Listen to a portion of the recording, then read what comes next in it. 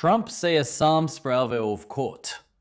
In ker je svet preveč zaposlen, da bi to prepoznal, zaradi vsakodnevnih neumnosti ameriško-iranske diplomacije, sploh ne moremo priti do globlih posledic, ki jih to ima na širšo pogajalsko sliko.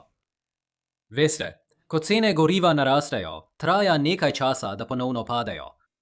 In kljub temu, da so vmesne volitve še nekaj mesecev stran, smo na točki, ko bodo cene goriva še vedno visoke ob novembrskih vmesnih volitvah. Zgodovinsko gledano je to bilo slabo za vladajoče stranke. Ampak te razprave tukaj ne moremo ustaviti. Pogajanja v času krize pogosto vodijo do nepričakovanih odnosov in tudi tukaj smo se znašli v enem takšnem. Manj kot lahko Iran nadzoruje izid volitev novembra, več lahko Trumpova administracija iztrži v pogajanjih. Osnovna ideja je, da ima Iran vzvod le, če lahko njegova dejanja pomagajo ali škodijo Trumpu, a za vmesne volitve je ta vlak večinoma že odpeljal. Torej, danes bomo začeli s tem, kakšna bo verjetna smer gibanja cen bencina novembra in zakaj so visoke številke tako trdovratne. Nato bom pregledal, kaj nam politično-slovna literatura pove o tem, kako volivci reagirajo na gospodarske razmere pred volitvami. Namig, to ni dobro za Trumpa. In na koncu bomo preučili, kaj to pomeni za širša pogajanja z Iranom. Kljub temu začnimo s tem, kam bi pričakovali, da bodo šle cene nafte. To je zanimiv problem na ravni logistike in tehnologije, vendar je to na koncu le uvod v politične probleme. Zato si bom prihranil moči, razumete, za kasnejše dele.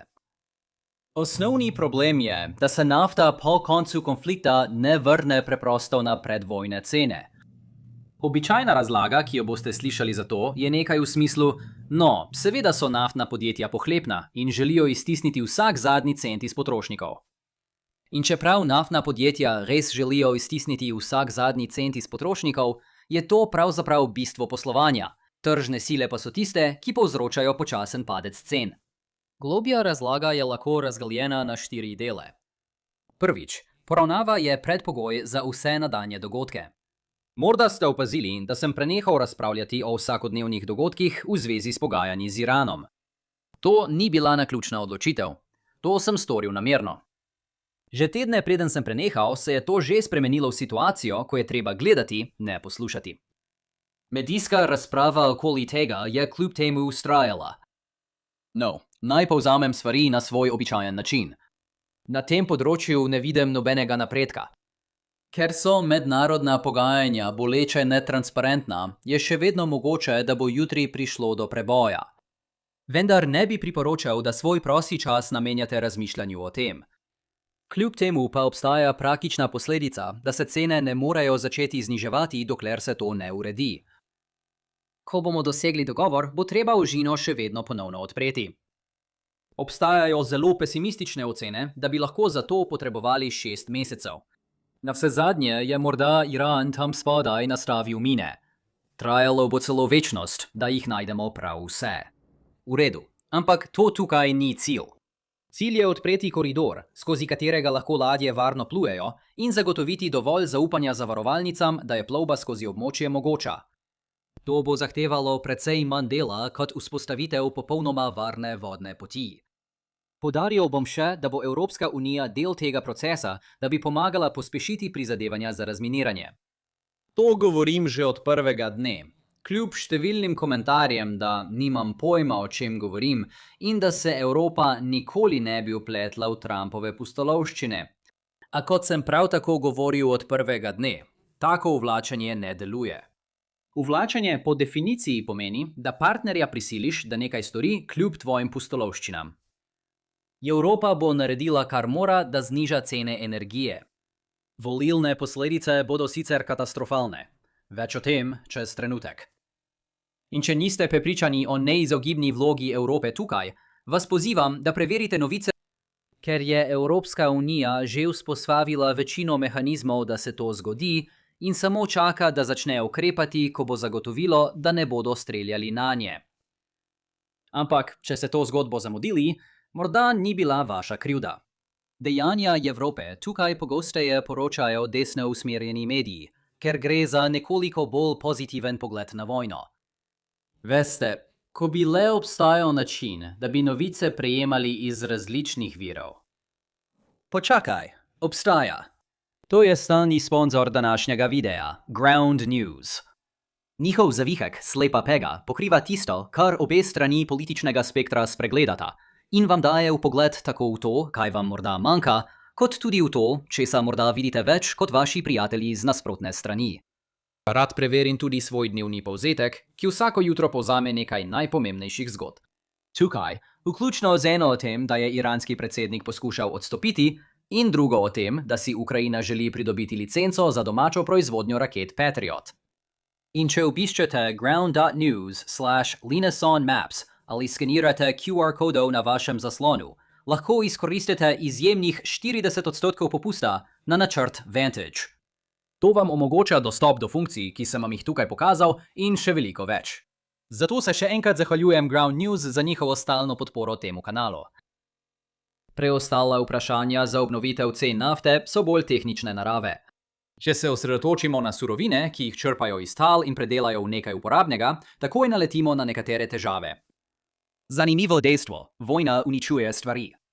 Stvari, kot so rafinerije ob obali Mehiškega zaliva ali infrastruktura, ki sploh omogoča črpanje surovin iz zemlje, ali izvozni terminali, kjer se lahko začne pot goriva do končnega potrošnika. Večina tega ne bo obnovljena do novembra. Torej ne. 20 milijonov sodčkov nafte ne bo teklo skozi Hormuško ožino do naslednjih volitev. Imam še eno dodatno, bolj subtilno točko glede tega. Morda se spomnite, da je Iran pred nekaj tedni dosegal mejo svoje zmogljivosti za shranjevanje nafte. No, Iran v tem času ni izvažal nafte izven ožine. Torej, nekaj se je moralo zgoditi in verjetno je Iran moral zapreti nekaj svojih naftnih vrtin. To je še ena stvar, ki je ni mogoče preprosto ponovno zagnati po ponovnem odprtju ožine. Nazadnje je tu še problem rezerv. Vem, da se bo to slišalo težko verjeti, ampak cene nafte so bile v zadnjih 3 mesecih delno znižane. Države so opazile padec ponudbe in so se odzvale tako, da so na trg sprostile strateške rezerve nafte. Do 23. maja, zadnjega dne, za katerega imamo podatke, je bilo sproščenih 164 milijonov sodčkov. Če to ekstrapoliramo do danes, bi bili pri približno 200 milijonih, kar je približno polovica tega, kar so države obljubile, da bodo dale na voljo. To predstavlja približno 11% izgubljene zaloge. Ko bo nafta začela zapuščati Hormuz, bodo te države začele zapirati svoje strateške rezerve, s čimer bodo izničile del spremembe v ponudbi. Veliko kasneje bodo začeli ponovno polniti svoje rezerve, kar umetno povečuje povpraševanje. To je eden glavnih razlogov, zakaj se cene nafte dolgo časa ne vrnejo na osnovno raven. Ena opomba, ki jo moram dodati za naprej, je, da bo končanje vojne kadarkoli od zdaj do novembra takoj prineslo olajšanje na naftnih trgih. In več kot bo časa med dogovorom in volitvami, bolj bodo cene padale. Posledično bodo pogajanja z Iranom še vedno vplivala na približne cene goriva. Le da je obseg olajšanja omejen pred novembrom. V redu. Ko smo ugotovili, da bodo cene goriva dolgo časa potrebovale, da se vrnejo na raven pred vojno, se pogovorimo o vplivu, ki ga bo to imelo na vmesne volitve leta 2026. Zdaj bi bilo morda mamljivo razglasiti, da je situacija očitno slaba za administracijo Trumpa in na to zapustiti pogovor. Morda celo veste, zakaj je situacija slaba, še posebej v povezavi s cenami goriva. Če se spomnite naftne krize leta 1979 in kaj je to pomenilo za poskus ponovne izvolitve Jimmyja Carterja. Namig, Reagan je postal predsednik. A resničnost situacije je na nek način slabša, v nekaterih pogledih pa boljša, kot se morda zdi. Na splošno v teh videih veliko časa namenjamo razpravi o tem, kako izgleda strateška igra. In to je povsem smiselno, ko se osredotočamo na odločitve na vodstveni ravni. Vem, da je za tipkovniške bojevnike zabavno posmehovati se voditeljem, ker niso dobri v svojem delu, vendar je težko dolgo ostati na oblasti, če nimaš dobrega občutka za to, kaj je pametno in kaj ni. Kjer se običajno dogajajo neumnosti, je to ponavadi zato, ker se voditelji soočajo z institucionalnimi omejitvami, ki jim preprečujejo, da bi ubrali boljše poti, ali pa njihove preference niso v skladu s tem, kar želi javnost, ali s tem, kar tradicionalno zanima voditelje. Nasprotno pa nimam nobenih iluzij, da se povprečen volivec obnaša strateško smiselno. Volitve potekajo preredko, vpliv posameznega glasu pa je premajhen, da bi imeli volivci sploh kakšen motiv, da bi postali pri tem boljši. Zato imajo volivci vse mogoče vedenjske posebnosti, ki jih vedno znova opažamo na volitvah. Običajno se študije teh učinkov osredotočajo na predsedniške volitve, vendar mi zaupajte in pomislite, kako se bodo enake težave pojavile tudi, ko bodo vmesne volitve dejansko referendum o predsedniku. Kar tudi so. Morda je najbolj znana med temi vedenjskimi posebnostmi ta, da volivce zanima, kaj se je nedavno zgodilo z gospodarstvom. To je v nasprotju s celostnim pristopom, kjer gledamo, kaj je kandidat naredil v celotnem mandatu. In niti ne poskušajmo trditi, da povprečen volivec poskuša ustvariti neko merilo, s katerim bi primerjal kandidata, namesto da bi preprosto gledal, ali številka raste ali pada. Na primer, ne bi bilo tako pomembno, če bi gospodarstvo lani zraslo za 10%, če bi letos ostalo na isti ravni. Pravzaprav je za volilne namene ničelna rast lani in 10% rast letos strogo boljša, čeprav bi bili v slednjem primeru ekonomsko slabše. Pravzaprav, če ste spremljali vso dramo, ki se vrti okoli nadzora nad federalnimi rezervami in s tem tudi možnostjo določanja obrestnih mer, vam bo vse to začelo postajati jasno. Predsedniki imajo močne spodbude, da tik pred volitvami spodbudijo gospodarstvo, tudi na škodo dolgoročne blaginje države. Neodvisnost federalne rezerve je ključna za preprečevanje tega. Prav tako, če bi bilo splošno gospodarsko stanje tako dobro, da bi povprečen predsednik lahko dosegel 20% rast, takšen hipotetični predsednik ne bi bil posebej kaznovan. Še vedno je gospodarstvo povečal za 10%, čeprav je bilo to le polovico tistega, kar bi moralo biti. Povprečen volivec spet ne uporablja primerjalnega merila. 10% rast je velika številka in s tem je zgodbe konec. Kakorkoli, nauk tukaj je slaba novica za Trumpa. Gospodarski kazalniki za leto 2025 niso izgledali preveč slabo, kljub Trumpovim najboljšim prizadevanjem, da bi povzročil gospodarsko katastrofo z nenehnim nizom groženj s carinami. Toda to bo dejansko nepomembno za vmesne volitve leta 2026. Po drugi strani pa novice za Trumpa niso tako slabe, kot se morda zdi, iz različnih razlogov. Prvič, v sodobni dobi politične polarizacije je tako ali tako manj neodločenih volivcev. Tako je odstotek ljudi, ki jih je mogoče premakniti in ki bodo premaknjeni, visok, vendar jih ni toliko, kot jih je bilo pred 30 leti. Drugič, in vem, da se bo to slišalo nenavadno, ampak Trump bo v prvi vrsti kaznovan zaradi višjih cen goriva. Manj bo kaznovan kot vzrok za višje cene goriva.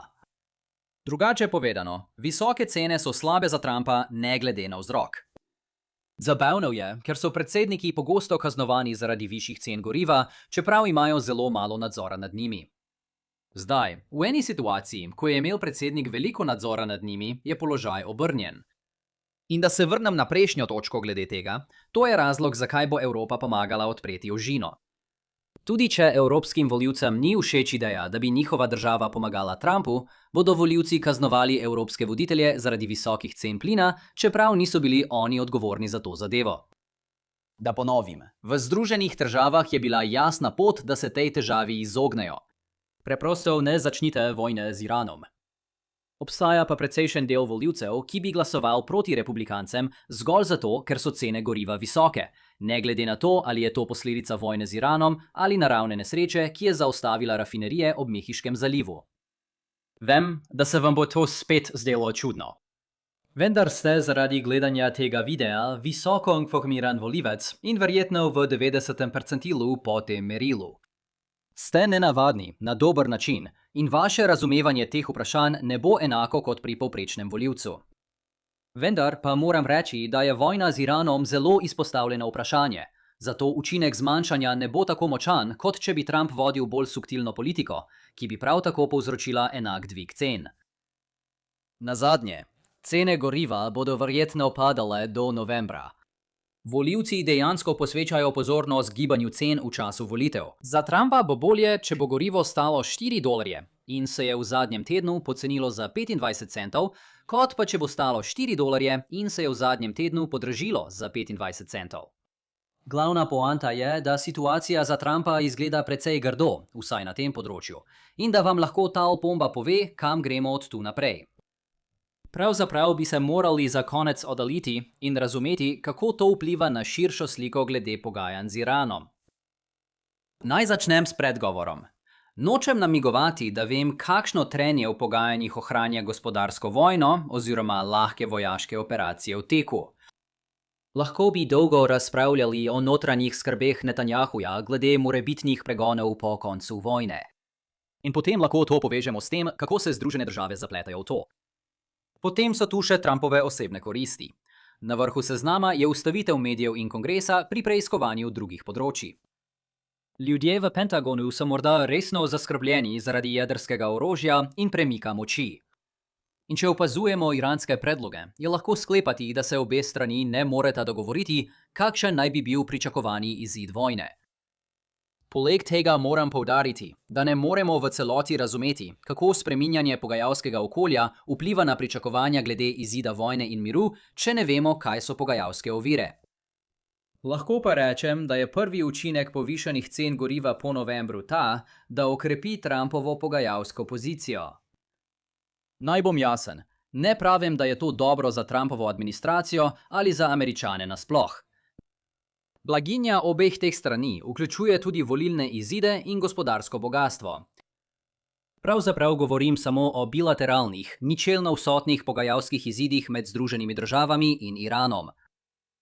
Ne pozabite, da je v standardni postavitvi strošek vojne oportunitetni strošek. Izgube zaradi bojevanja skupaj z dodatnimi koristmi miru.